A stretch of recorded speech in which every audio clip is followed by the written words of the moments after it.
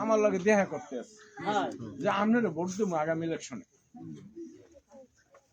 ইনশাল্লাহ আপনারা যদি একটা ভোট দিয়া এইবার যদি এই ধানের শীষে ভোটটা দিয়ে আমার আটটা একটু শক্তিশালী করেন, তাই ইনশাল্লাহ আগামী নির্বাচনে আল্লাহর রহমতে চেয়ারম্যান আমি হব।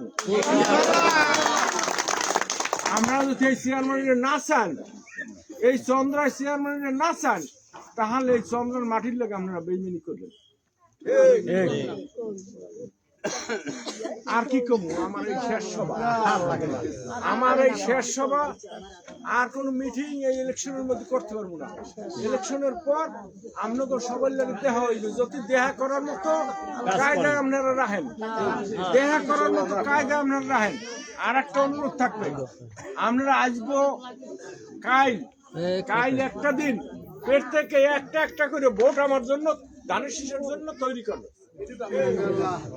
করবেন আপনারা একদম মানে এই যারা আইছেন একটা করে ভোট তৈরি করেন, যেভাবে হোক দরিয়া পরিয়া আইছে, আদারা লাগে, গলা ধরা লাগে, চুমো দেওয়া লাগে, একটা করে ভোট তৈরি করবেন। এই অর্ডার আপনারা করছেন আমার লাগে, একটা আজ জায়গায় দেখেন।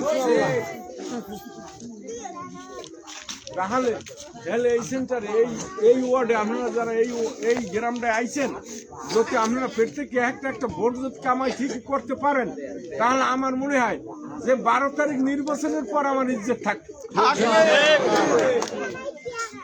আমি বক্তব্য দীর্ঘায়িত করবো না, অনেক রাত্র হয়েছে, আপনারা অনেক বাড়িতে খালি থেকে আসছেন।